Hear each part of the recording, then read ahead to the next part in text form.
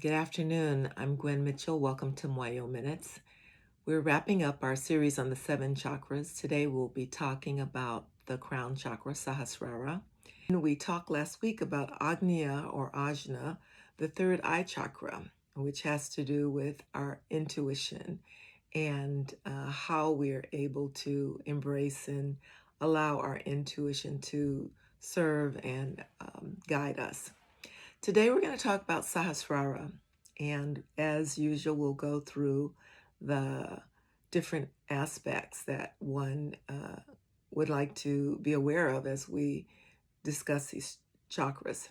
The name Sahasrara means thousand petaled or infinite. It also is often referred to as the thousand petaled lotus, the crown chakra, and it is associated with the color violet in some texts, and in others it's colorless, just radiant luminous light. When I think about the crown chakra being fully active and open, I think about the corona that we see around the heads of high beings and sacred images, like the I call it the golden bowl around the crown of Jesus. If you are familiar with those kinds of images, the crown chakra is located at the top of the head, and some say it's directly in the fontanelle area, the soft spot, and others say it's a few inches above that spot. But that is the beginning point between heaven and earth where life force enters our body. When we actually chant for the seventh chakra, the Sahasrara Chakra, we recite an invocation, Ogum Satyam Om. Ogum Satyam Om. Satyam means truth, and we're actually calling for the highest truth to be present when we're chanting and activating the seventh chakra. In terms of the finger positions, the mudras, we generally hold our index finger at the base of our thumbs and stretch our fingers forward, place them skyward on our laps. There are certain archetypes that are present when a chakra is either functioning properly or dysfunctional. When the crown chakra is dysfunctional, the archetype is egotist.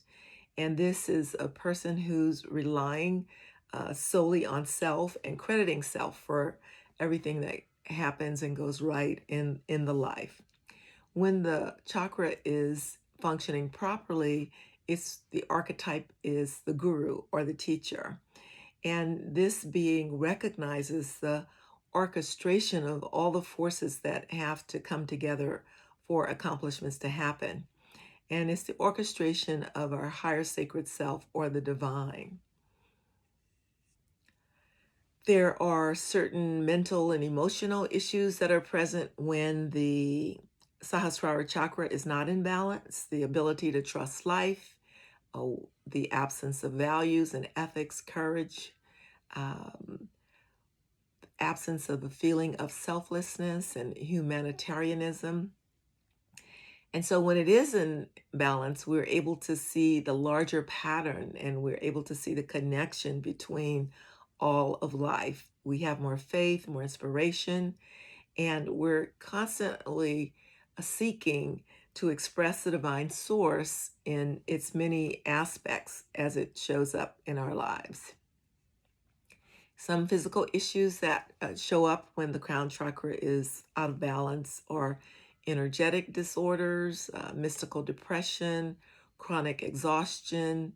Um, that's exhaustion that's not really linked to a physical cause, but extreme sensitivities to light, sound, and other environmental factors. And just a reminder, these are not. This is not medical advice. This is simply pointing to some of the things to be aware of when we think about the chakras and the state that they're in.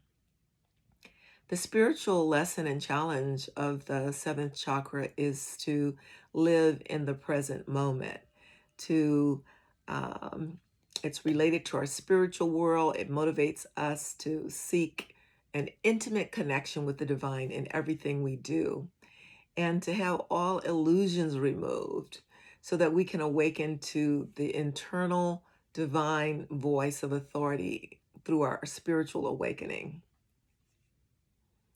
So this is related to spiritual power, and actually integrating that spirituality in our lives, and allowing that to guide us.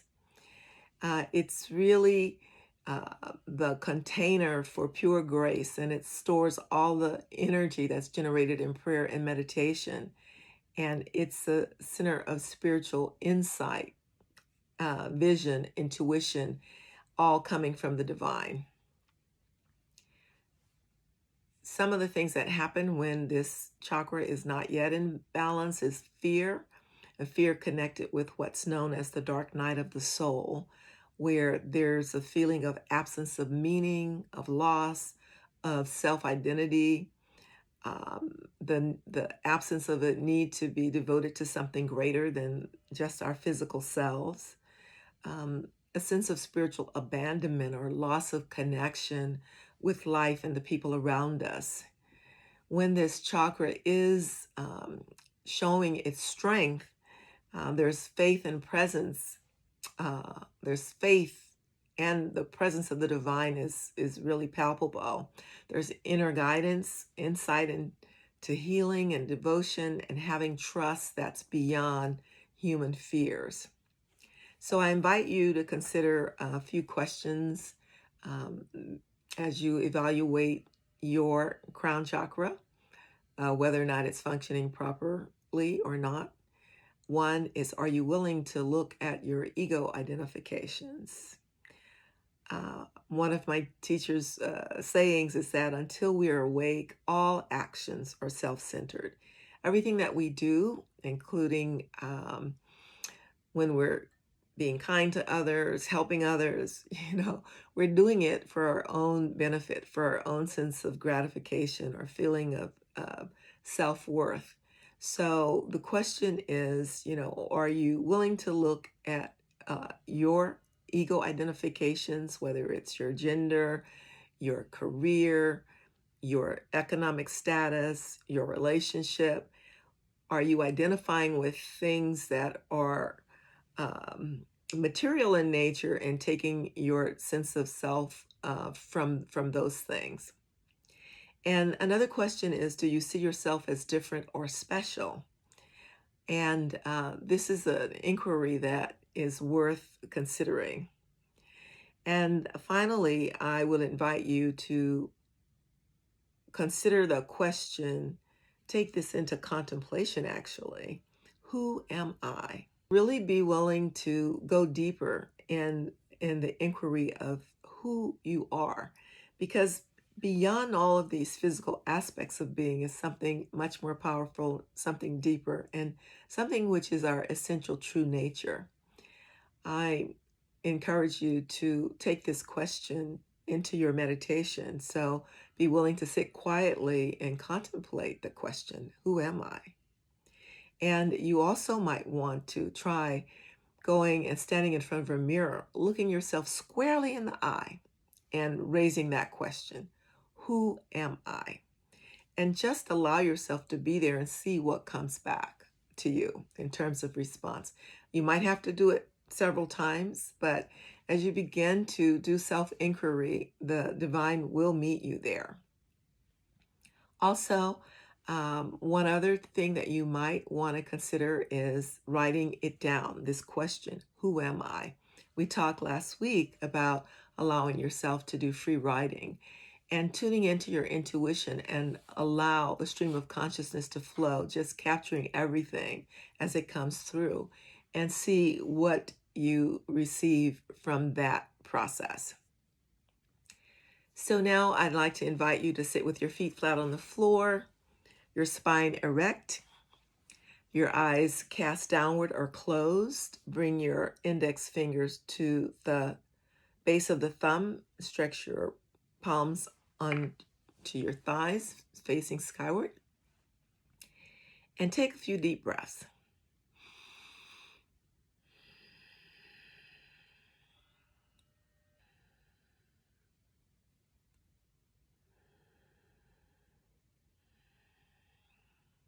I'm going to chant the invocation Ogum Satyam Om. I invite you to bring your attention to the crown of your head, even if it feels like you have to kind of look up from inside. And you can visualize the color violet there.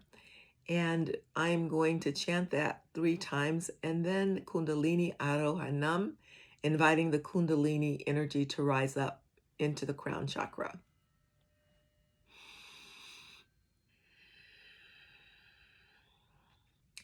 Ogum Satyam Om. Ogum Satyam Om. Ogum Satyam Om. Om Kundalini Arohanam. Kundalini Arohanam. Kundalini Arohanam. Now visualize the crown filling with golden light, and that light turning the violet into gold.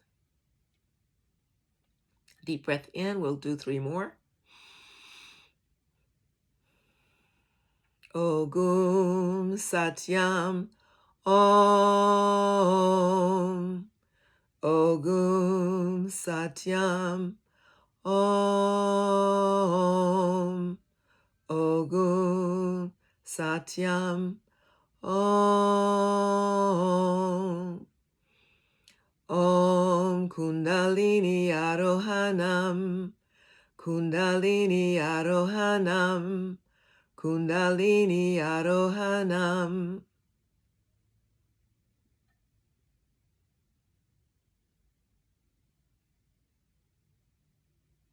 Feel that gold light filling the crown chakra. And this will be the last 3. Deep breath in and exhale.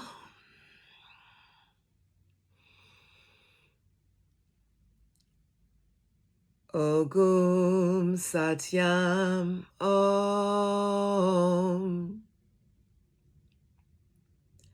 Ogum Satyam Om. Ogum Satyam Om. Om Kundalini Arohanam. Kundalini Arohanam. Kundalini Arohanam. And feel the liquid light, golden light, filling up your crown.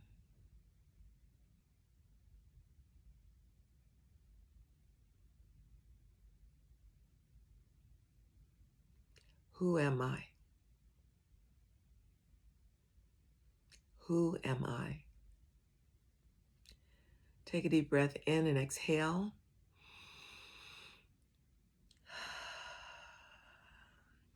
Bring your hands together in the Namaskar Mudra, prayer mudra, as we give thanks to the Divine Presence, our higher sacred self, to our teachers and guides, to all who help us on our spiritual path. Om Shanti, Shanti, Shantihi. Peace within, peace outside, peace all around us. Ashe.